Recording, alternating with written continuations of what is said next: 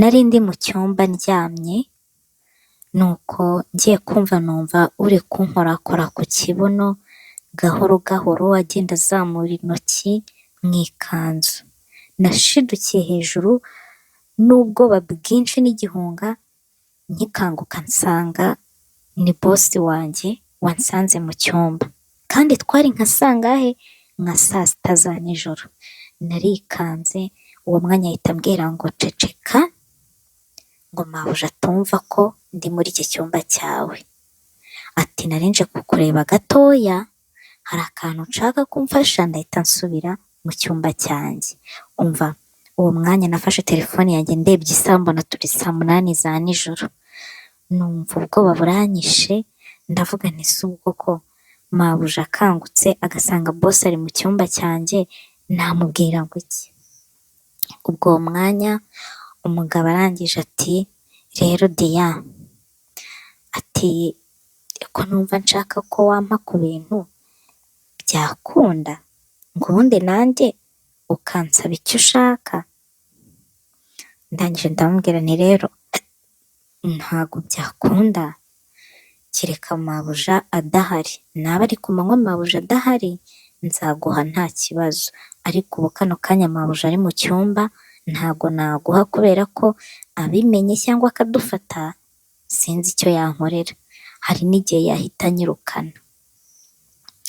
Ubwo umugabo arangije arambwira ngo humura yewe, ngo ntago ari butwumve, ngo arasinziriye, ngo ndabizi, ngo kandi ngo ndicuye numva ndabishaka cyane, ngo ndebye ukuntu asinziriye ndavuga nti reka nze kukwirebera. Ndangije ndambwira rero mfite ubwoba. Bosi ati unsezeranyije ko mu gitondo nyukobuja namara kugenda uri bumpe ku bintu? Ndamubwira nti cyane rwose ndi buguhe naba adahari.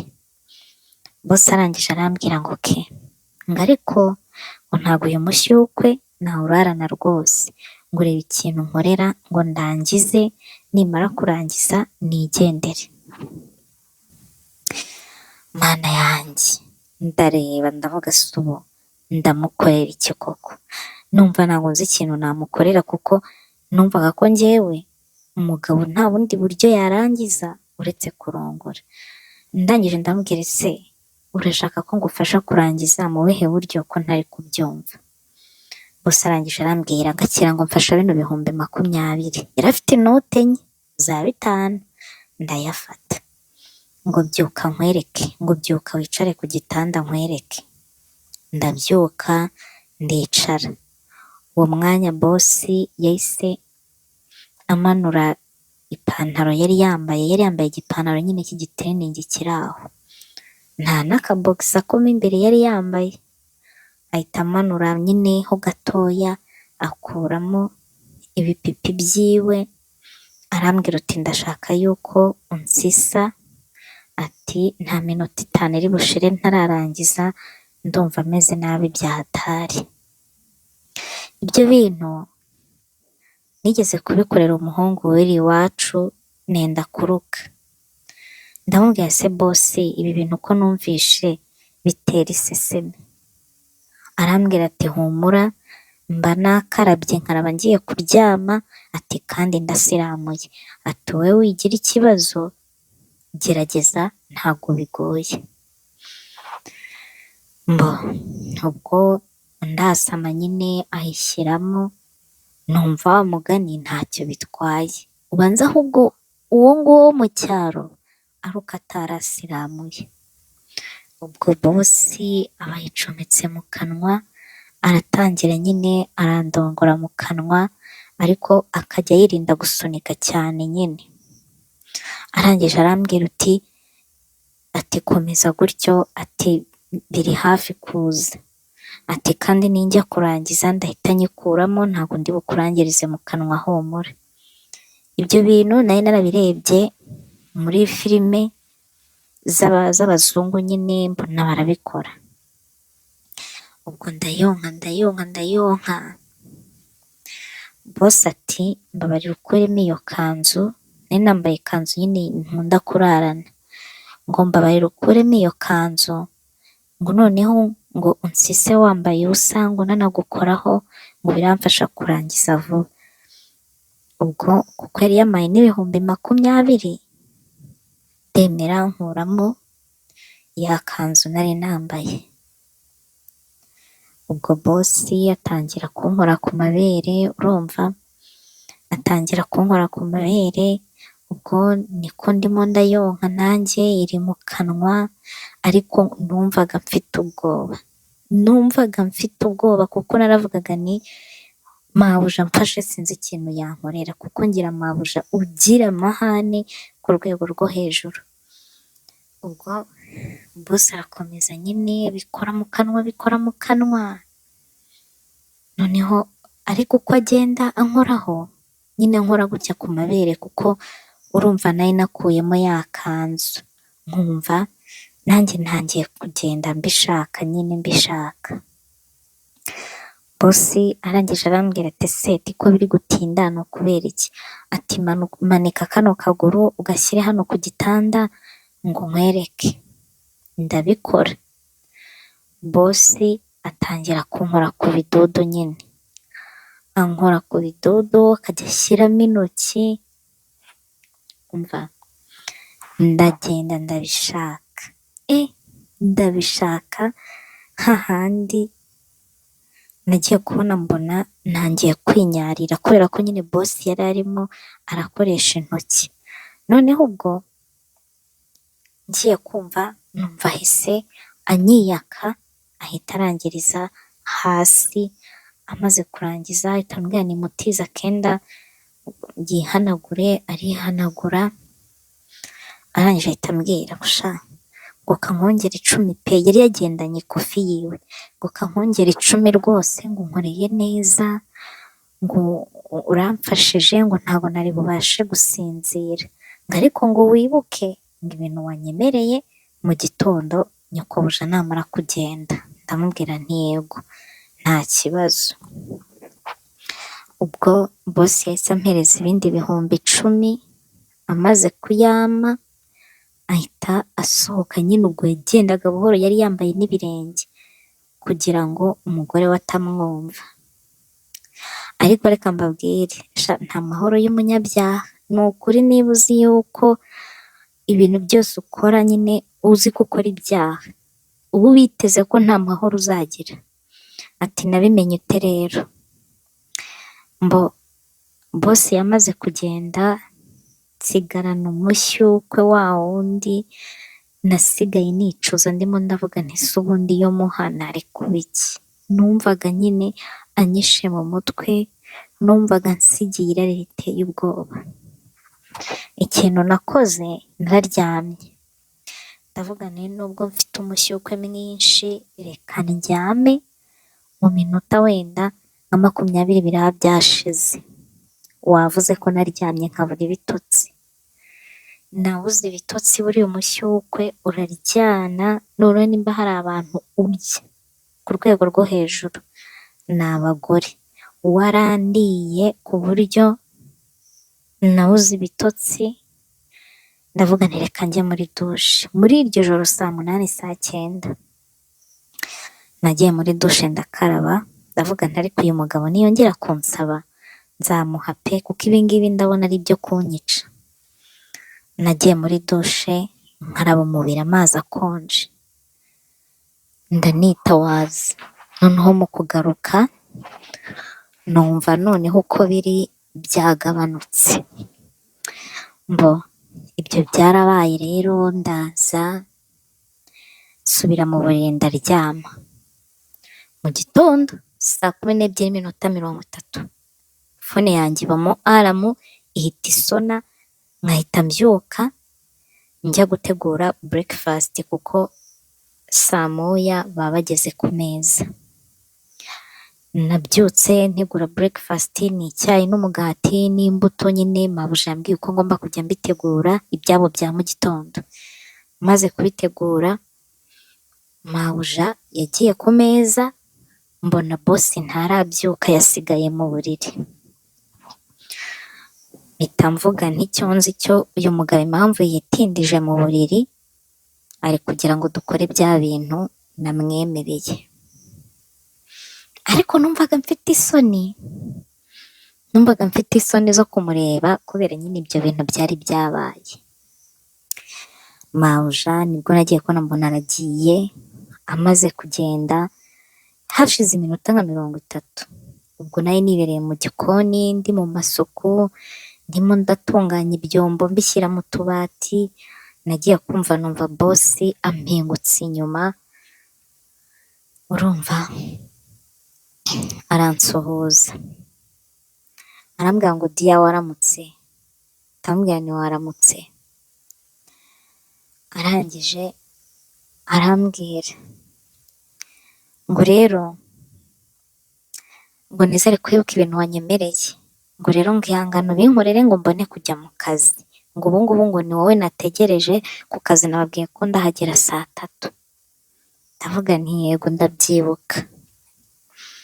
Ubwo nyine ukuntu abakozi bo mu rugo turi injiji, numvaga nanjye nabaye umukobwa wa danje, kuba bosi nk'uwo nguwo yangirira irari akifuza kundongora, numvaga nabaye umuntu ukomeye, numvaga nyine nanjye ntasanzwe. Ubwo uwo mwanya bosi yahise aza aranyegera, anturuka inyuma nyine ndi mu gikoni, anturuka inyuma arampobera nyine, anyuza amaboko gutya mu mbavu, ahita azamura ibiganza, numva atangiye kunkora ku mabere, yabaye akinkoraho mpita numva umubiri wanjye wose ndahindutse pe. Ubwo numvaga nyine nanjye nabaye umukobwa wa danje, ndi kuvuga ntibaze kuba umugabo nk'uyu nguyu w'umukire ufite imodoka 2 arimo aranjya mu maguru. Numvaga ari ibintu nyine bitangaje bishamaje byo kwishimira, kuko urabona abakozi bo mu rugo inshuro nyinshi duteretwa n'abasore nyine b'imbobo nabo baciriritse, cyangwa se abakozi bo mu rugo bagenzi bacu. Numvaga rero kuryamana n'uwo mugabo ari ibintu birenze pe. Urumva, umugabo atangira kunkora mu mabere. Ubwo muri ako kanya ngiye kumva numva azamuye ijipo nari nambaye, kuko nari nambaye ijipo y'umukara, agapira k'umukara, nyine utwenda turi aho two mu mirimo. Ngiye kumva numva azamuye ijipo nari nambaye, ahita amanura ikariso, nari nambayemo agakariso k'umweru, ahita ayimanura. Amaze kuyimanura, ubwo ni nako arimo aragenda ansoma bene hano gutya ku ijosi, kuko urumva yarampagaze anturutse inyuma, nkajya numva arimo aragenda nkozaho amazuru, iminwa hano mu ijosi nyine iruhande rw'amatwi, nkumva ni byiza, nkumva afite utuzuru tworoshye, nkumva afite utunwa tworoshye. Ubwo umugabo ngiye kumva numva nawe amanuye ipantaro, ndangije ndavuga nti se bosi waretse tukabanza tugafunga ku muryango, uwo mugore wawe aramutse agarutse akatugwaho. Ati umugore wanjye akora akazi gakomeye, iyo yamaze kugenda biba byarangiye, humura. Umugabo ubwo mu kunturuka inyuma ngiye kumva numva amanuye ukuboko, atangira kunkora ku binyoni nyine, atangira kunkora ku binyoni, ashyiramo intoki, shahu ndagenda ndashyukwa, ndashyukwa. Ahita ambwira ngo hindukira, ngo ndumva nshaka kugusoma. Ndavuga nti nanjye ngiye gusomana n'abakire sha, mba ndahindukiye. Urumva, maze guhindukira bosi atangira kundya iminwa, noneho ariko numvaga atari guhumura neza mu kanwa, kuko nibwo yari akibyuka, nta n'amazi aranywa, nta kintu na kimwe yari afite, nyine wa mwuka wumva utazi ukuntu umeze. Ariko ndavuga ntipfa kuba ari bosi, ndamusoma ikiba kibi. Turasomana, ubwo bosi intoki ze zitangira kunkora ku bidodo, arangije arambwira ngo sha ngo nijoro ngo nabonaga ngo ukuntu ngo cyari cyatose ngo bura ngo numvaga nayishyiramo ngo nuko ngo wari wabyanze. Umugabo arambwira nizamura akaguru kuko nari nicaye urabona kwa ese nabisobanura gute nyine ano mashyiga yo mu bakire ukuntu aba ateye. Yarambwiye ati zamura akaguru ugashyire hano ngo mbone ukuntu nikorera mu binyoni neza. Nzamura akaguru ajagajaga mu binyoni akoramo azunguzamo intoki ashyiramo rumwe ashyiramo ebyiri agera ashyiramo eshatu. Noneho njyewe iyo umuntu akubaganyije ibinyoni umwanya munini mpita ninyarira. Nagiye kubona mbona ntangiye kwinyarira. Umugabo ati ye ngo ariko shahu ngo ugira amazi ngo uzi ko ngo na nijoro ngo wanyariye ngo ariko ngo nkabura ukuntu nikubitira amazi ngo reka ngo nkwereke. Umugabo arayifashe gutya wibuke nawe yari yamanuye ipantaro aratangira arajagajaga nyine arajagajaga akoresheje ibinyoni byiwe. Ngiye kubona mbona ndinyariye noneho ngira ubwoba ndavuga nti si ubwoko ubizi n'inkari ni amazi ni ibiki ariko nyine nkumva biraryoshye nkumva biraryoshye koko hahandi numvaga ndi no hafi kurangiza buri uko nyine ninyariraga. Umugabo arajagajaga mbona ibizi noneho bibaye byinshi arambwira ati rekure ngo isanzure ngo ndagufasha gukoropa. Nyuma nibwo yahise ambwira ngo ninongere mpagarare muteye umugongo. Ndongera manura akaguru nyine mpita mutera umugongo ubundi umugabo ngiye kumva numva ayishyizemo aturukije inyuma. Ariko muri ako kanya numva ubwoba nahise ngira gutya nyikuramo ndamubwira nti bo wantera inda wa mugabo we nazibambwa nzerekeza he kubizi umuryango wanjye ko uhagaze. Boss atari kurabona ndi ikigoryi ngo ngiye ngo uri kubona ngo ndakurangirizamo ngo humura ninjya kurangiza ngo ndarangiriza hanze ngo ntugire ikibazo ngo kandi ngo nanarangirijemo n'ubundi ndaguha amafaranga wagera ruguru ukagura ikinini. Umugabo yarandongoye koko yandongoye mpagaze ni ubwa mbere umuntu yarandongoye mpagaze. Nari mpagaze mu gikoni nyine meze nk'uwunamye ariko mpagaze akajya amfata bira no gutya mu bitugu akacumita mbega ngo birandyohera. Nahise mvuga nti sha uyu mugabo nzajya muha buri munsi. Yarandongoye ndarangiza nawe ararangiza birangiye ampa ibihumbi 20 kandi nijoro yari yamuhaye andangahe 30. Arambwira ngo hano ngo urafata 5,000 ugura kanini gusigarane 15. Naragenda akagura numva bosi namukunze numva nyine ndi kumwiyumvamo kubera ibyo bintu twakoranye. Haciyemo ibyumweru 2 rero bosi yarongera arandongora ampa amafaranga ngura ikinini arambwira ngo mureka ngo buri byumweru 2 ngo tujye tubikora mu ibanga umugore yagiye unyifashirize kuruhuka mu mutwe ngo aba bagore bacu ngo baba bafite akazi kenshi ntabwo babona umwanya wo kutwitaho. Ndamubwira nti nta kibazo. Mwana umugabo akajya ndongora buri byumweru 2 buri byumweru 2 buri byumweru 2 n'abandi no mu mihango akandongora akajya ambwira ukuntu nkunda ukuntu anyishimira ukuntu abona ndi mwiza. Nanjye si ugushyuha umugabo w'abandi nangira kumukunda. Urumva bosi ndagenda ndamukunda hahandi nari nsigaye mvuga nti se ubu koko ni iki cyatuma uyu mugore atandukana n'uyu mugabo nkibanira n'uyu mugabo.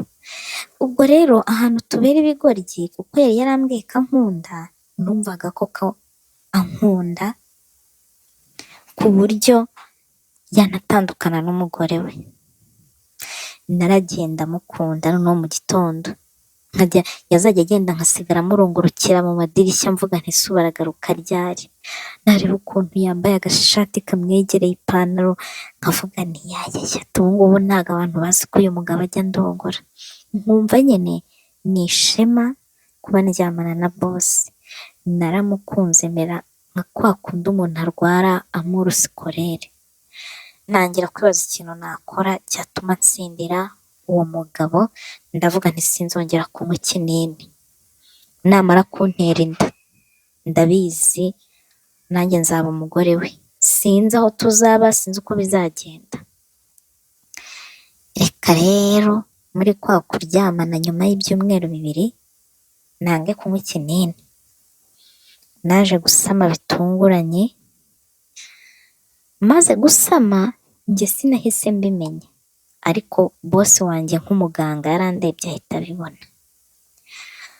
Bosi arangije arambwira ati rero ye mukobwa, atugiye kuba ugiye iwanyu, ati dufite ahantu tugiye kujya na famiye, ati tuzamarayo ibyumweru 2, nawe ugenda umara ibyumweru 2 iwanyu, nituvayo nzahita nkubwira ugaruke.